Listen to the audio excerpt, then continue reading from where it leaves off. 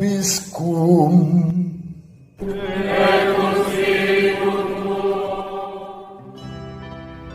Sahabat peradaban kasih ekologis yang terkasih, selamat berjumpa dalam renungan harian bersama saya melalui channel ini.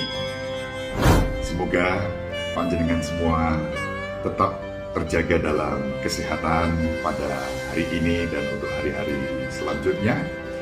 Panjenengan yang saat ini sedang sakit dijamah oleh kasih kerahiman Tuhan kita Yesus Kristus dan dianugerahi kesembuhan, pulih seperti sedia kala seturut kehendaknya.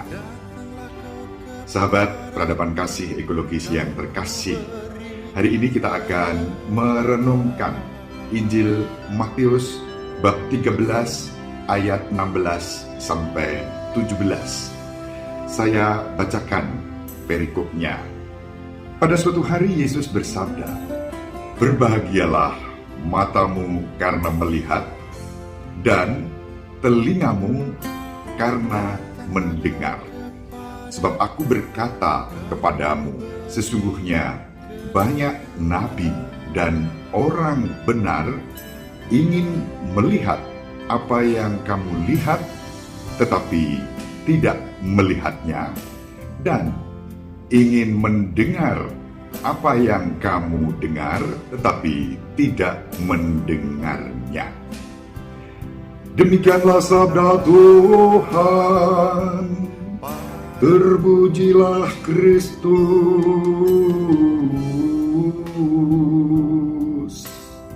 Sahabat peradaban kasih ekologis yang terkasih, sabda Yesus hari ini dalam 2 ayat tetapi penuh misteri dan tidak mudah kita mengerti begitu saja.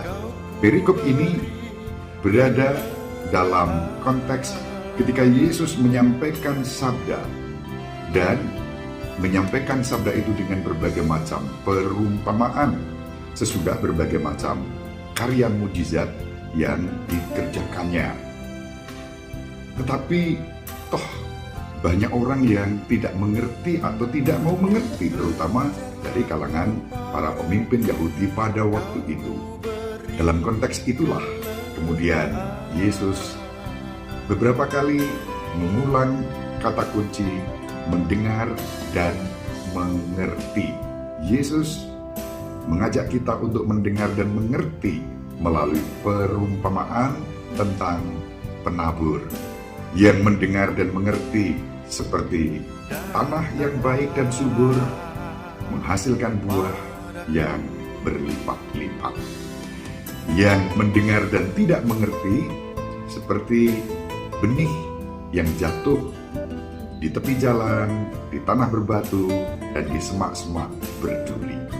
Nah, kali ini Yesus mengajak para pendengarnya yang bisa mengerti setelah mendengar sabda itu dan melihat karya-karya mujizatnya. Karya mujizat tidak berdiri sendiri. Karya-karya mujizat Yesus meneguhkan apa yang disabdakannya. Ketika Yesus bersabda, maka kita diminta untuk mendengarkan. Dan ketika Yesus meneguhkan sabda itu dengan mujizat-mujizatnya, orang yang melihatnya diajak untuk percaya kepadanya. Nah, dalam konteks itulah kemudian Yesus mengajak siapa saja yang telah mendengar dan mengerti sabda dan percaya kepadanya untuk berbahagia. Maka Yesus bersabda, "Berbahagialah matamu, berbahagialah telingamu." Tentu bukan semata-mata mata fisik, telinga fisik, tetapi seluruh hidup kita, karena kita boleh melihat dan mendengar tentang keselamatan. Dan keselamatan itu bukan soal kata-kata, bukan soal kalimat-kalimat, bukan soal hukum, tetapi pribadi. Keselamatan ada dalam pribadi, yakni Yesus Kristus, Putra Allah yang Maha Tinggi, yang menjelma menjadi manusia. Itulah keselamatan. Maka sabda ini dalam arti tertentu bisa kita mengerti sebagai sabda bahagia.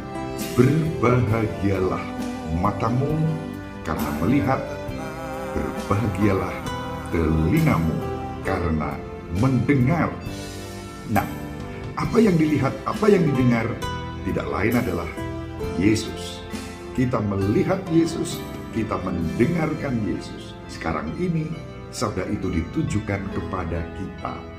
Maka kalau kita melihat dan mendengarkan Yesus bukan dengan mata dan telinga fisik kita, tetapi dengan mata iman dan telinga iman kita pun berbahagia. Ini yang dimaksudkan oleh Yesus. Dan memang sudah berabad-abad sebelumnya para nabi menubuatkan kedatangan Yesus. Mereka merindukan, banyak orang merindukan untuk menerima Sang Juru Selamat. Tetapi sayangnya ketika Sang Juru Selamat itu hadir di tengah-tengah mereka, mereka menutup pintu hati mereka. Pada hari ini, bagaimana kita bisa melihat dan mendengar keselamatan dalam Kristus itu? Pertama-tama melalui kitab suci. Kitab suci yang kita mengerti dalam terang tradisi suci dan ajaran suci dalam konteks keseluruhannya sebagai buku dan kitab keselamatan bagi kita. Roh Kudus bekerja dalam semua proses itu, membantu dan membimbing kita untuk melihat, untuk percaya. Untuk itu memang dibutuhkan mata iman, telinga iman.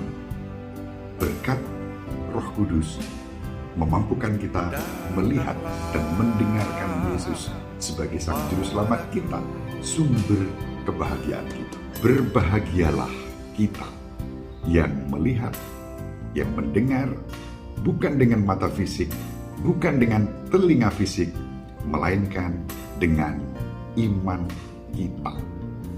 Semoga iman kita kepada Tuhan kita Yesus Kristus menjadi sumber kebahagiaan kita yang meneguhkan setiap karya dan pelayanan kita, apapun bentuknya, dimanapun kita diutus. Ibu Maria mendoakan panjenengan selalu. Bapak Yosef merestui panjenengan dengan keheningannya. Semoga panjenengan semua bersama seluruh anggota keluarga dimanapun berada, dibimbing, dilindungi, dan diberkati oleh Allah yang Maha Kuasa, Bapa dan Putera dan Roh Kudus. Amin. Terima kasih. Salam sehat, tetap semangat, jangan lupa bahagia. Sahabat peradaban kasih yang terkasih, sampai jumpa pada episode berikutnya. Terima kasih atas kebersamaan kita. Salam peradaban kasih ekologis, berkah dalam